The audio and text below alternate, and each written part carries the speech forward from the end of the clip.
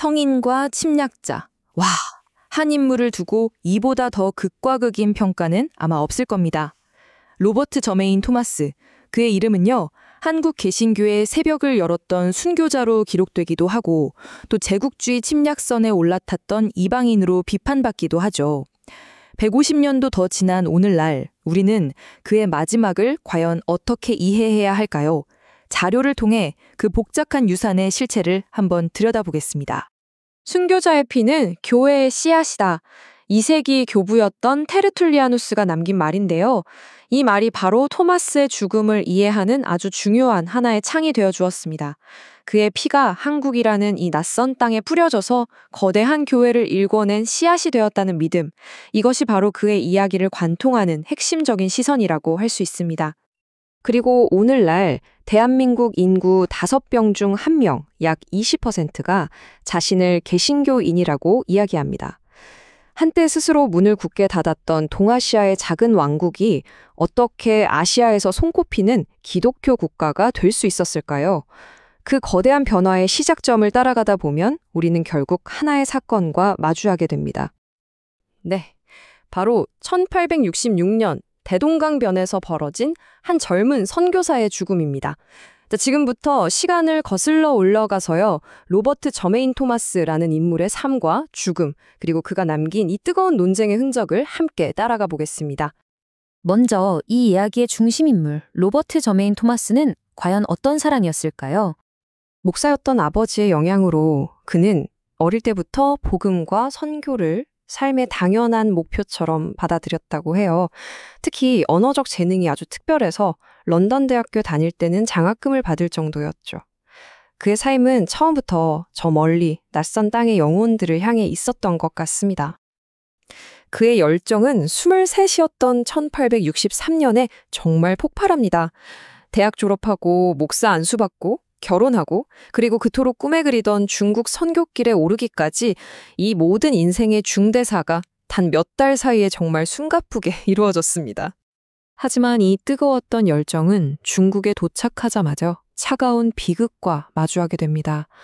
아내 캐롤라인이 유산 끝에 불과 3개월 만에 세상을 떠난 거죠. 모든 걸 잃은 듯한 깊은 슬픔 속에서 그는 참 아이러니하게도 자신의 남은 생을 오직 선교에만 바치겠다는 결심을 더욱 단단히 굳히게 됩니다. 바로 그때 그의 삶의 방향을 완전히 바꿔놓은 운명 같은 만남이 찾아옵니다. 상하이를 떠나 지푸라는 곳에 머물던 그가 조선에서 온 사람들을 만난 겁니다. 굳게 닫힌 미지의 땅, 조선.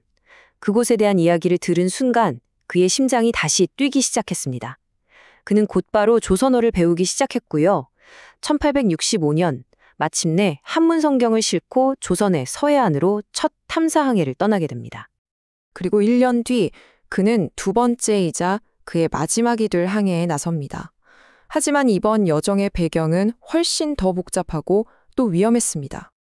당시 조선은 흥선대원군의 쇄국 정책이 그야말로 절정에 달해 있었습니다. 수천 명의 천주교인이 처형당하는 박해가 벌어지고 있었고 서양인에 대한 적대감은 하늘을 찌를 듯했죠. 토마스는 사실상 죽음을 각고하고 이 닫힌 문으로 들어가려고 했던 겁니다. 바로 이 지점에서 토마스의 이야기가 아주 복잡한 매듭을 짓게 됩니다. 그는 제너럴 셔먼호라는 배에 통역관으로 올라탔어요. 그의 개인적인 목표는 분명 성경을 전하는 것이었죠. 하지만 그가 탄 배는 조선의 법을 무시하고 무력으로라도 교역을 시작하려던 아주 도발적인 목적을 가진 미국의 무장 상선이었습니다. 선교사의 순수한 열정과 제국주의의 거친 욕망이 말 그대로 한 배에 실려 있었던 겁니다. 자, 이제 이야기의 클라이맥스입니다. 1866년 8월 대동강에서 벌어진 비극의 현장으로 직접 들어가 보시죠. 허가도 없이 조선의 심장부인 평양을 향해 강을 거슬러 올라온 제너럴 셔먼호. 이들의 등장은 그 자체로 그냥 침략 행위였습니다. 평양 관찰사였던 박 교수는 즉시 배의 출현을 조정에 보고하고 군대를 동원해서 이들의 앞을 막아섰죠. 강 위에는 팽팽한 긴장감이 감돌기 시작했습니다. 며칠간의 대치 끝에 조선군은 최후의 수단을 동원합니다. 작은 배들에 불을 붙여서 셔먼호를 향해 그대로 돌진시킨 거죠. 이 화공작전이 정확히 먹혀들었고 배에 실려있던 화약이 연쇄적으로 폭발하면서 거대한 셔먼호는 순식간에 화염에 휩싸였습니다. 강 위는 그야말로 아수라장이었죠. 그리고 바로 이 순간 그의 죽음은 역사가 아니라 신화가 됩니다. 불타는 배에서 탈출한 토마스는 품에 지니고 있던 성경책들을 강둑으로 던졌다고 해요.